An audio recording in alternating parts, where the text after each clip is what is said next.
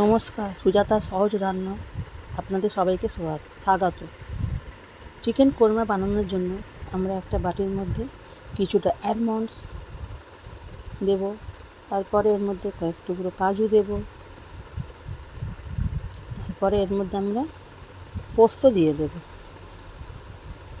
তারপরে এগুলো ভালো করে মিশিয়ে বাটির মধ্যে একটা হালকা ঈষৎ উষ্ণ গরম জলে ভিজিয়ে রাখবো। এবারে আমরা হাঁড়ির মধ্যে 4 চা চামচ সর্ষের তেল দিয়ে দেবো, দিয়ে গ্যাসটা আমরা জোরে করে দেবো। পুরো রান্নাটা আমরা সর্ষের তেলেতেই করব।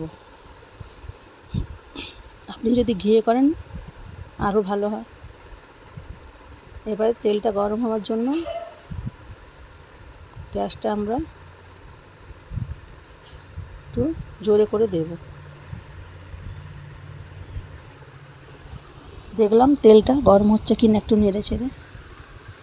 তেলটা যতক্ষণ না গরম হবে আমরা এর মধ্যে কিছু দেব না, তাহলে না হলে কাঁচা সর্ষের তেলের গন্ধ ছাড়বে।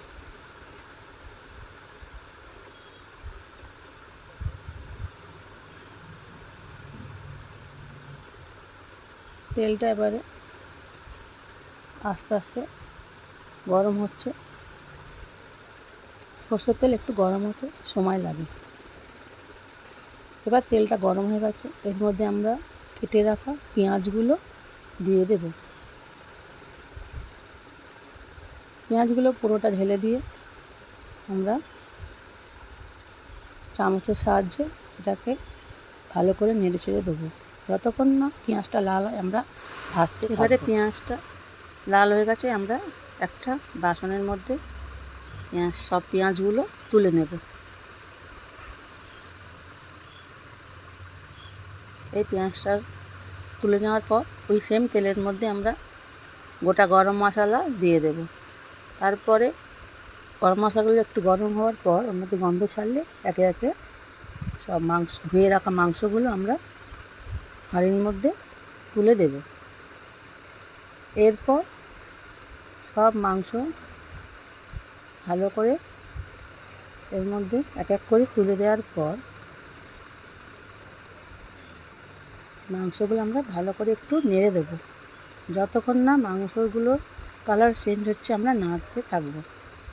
এবারে এই মাংসের মধ্যে 2 চা চামচ আদা রসুন বাটা দেব, সামান্য একটু হলুদ দেব, 2 চা চামচ কাশ্মীরি লঙ্কার গুঁড়ো দেব, যাতে রঙটা খুব ভালো আসে।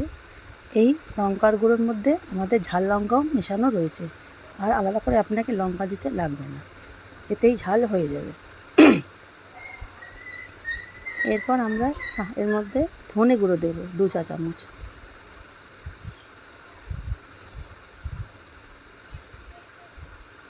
সামান্য একটু এর মধ্যে চিনি দিয়ে দেব। চিনি দিলে রান্নার স্বাদটা একটু পাল্টে যায়। আপনি একটু যে কোনো তরকারিতে চিনি দিয়ে দেখবেন, স্বাদটা খুব সুন্দর আসে। এবারে সব মশলাগুলো ভালো করে মাংসর গায়ে মিশিয়ে নেব। ভালো করে নেড়ে চেড়ে মশলাগুলো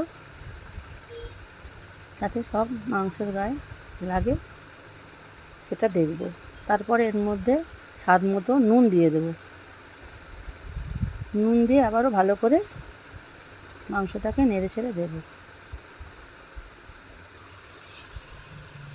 মাংসটাকে আমাদের ভালো করে খুব করে নেড়ে ছেড়ে কষিয়ে নিতে হবে।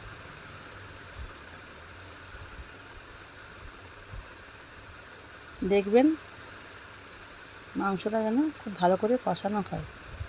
এবারে আমরা এই মাংসের মধ্যে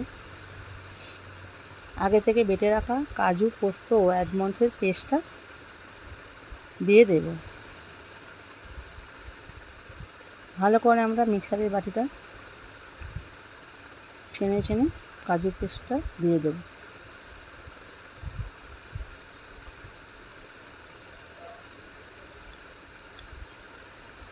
এরপর ওই মিক্সারের বাটির মধ্যে একটু জল দিয়ে ভালো করে বাটিটাকে ধুয়ে নেব,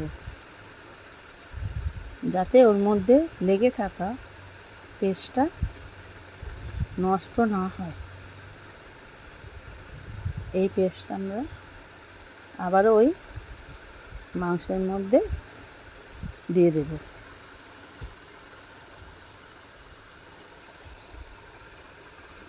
এবার মাংসটাকে আমরা ভালো করে নেড়ে চেড়ে দেব।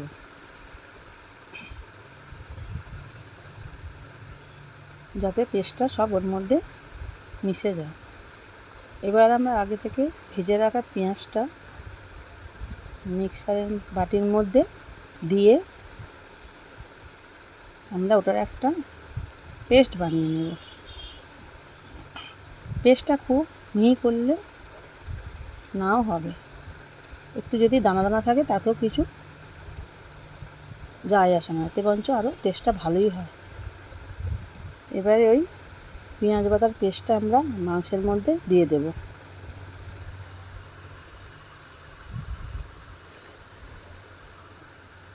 ভালো করে বাটিটা পরিষ্কার করে পেস্টগুলো দিয়ে দেব। একই রকমভাবে এই বাটির মধ্যে আমরা সামান্য একটু জল দিয়ে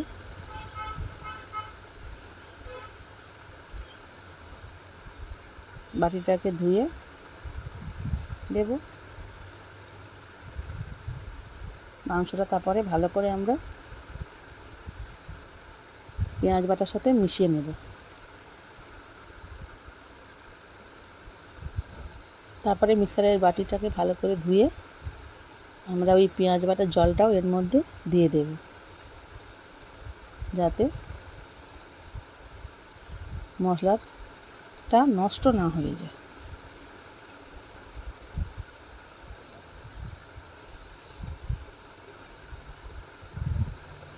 জলটা আমরা মাংসের মধ্যে ঢেলে দিলাম। এবার ভালো করে আমরা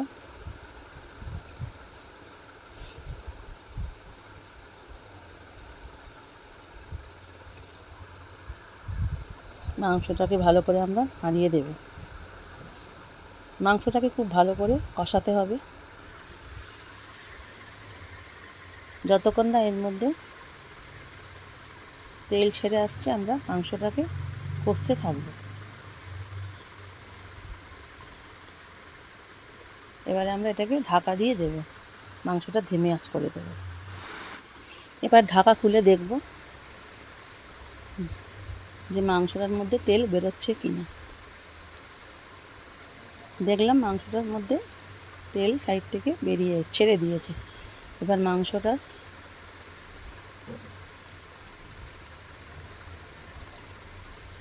মধ্যে আমরা বড় চামচে 2 চামচ টক দই দিয়ে দেব। খেয়াল রাখবেন টক দই দেওয়ার সময় গ্যাসটা যেন ধিমে থাকে, নাহলে টক দইটা ফেটে যাবার চান্স থাকে। এবারে আমরা টক দইটা ভালো করে মাংসের মধ্যে মিশিয়ে নেব। ভালো করে মেশালে পুরো মাংসটার মধ্যে ভালো কষাবে। আবারও আমরা এটাকে ঢাকা দিয়ে এবার আমরা ঢাকা খুলে দেখব মাংসটার মধ্যে একটু জল আছে। এটাকে আমরা ভালো করে শুকাবো জলটাকে। খুব ভালো করে আমরা এটা মাংসটাকে কষিয়ে নেব, যাতে এর মধ্যে কোনো মশলার গন্ধ না থাকে।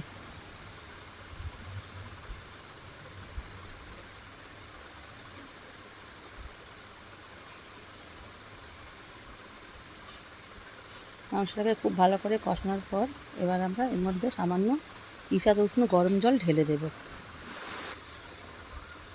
10 মিনিট ভালো করে ধিমে আঁচে সেদ্ধ দেওয়ার পর দেখুন মাংসটা কি সুন্দর হয়ে গেছে।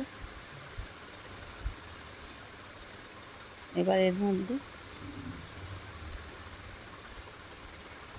কি সুন্দর কালার এসেছে দেখুন। এটাকে আপনি আপনার নিজের ইচ্ছা মতো গ্রেভি রাখতে পারেন। এটাকে রুটি দিয়ে, ভাত দিয়ে, সব দিয়ে খাওয়া যায়।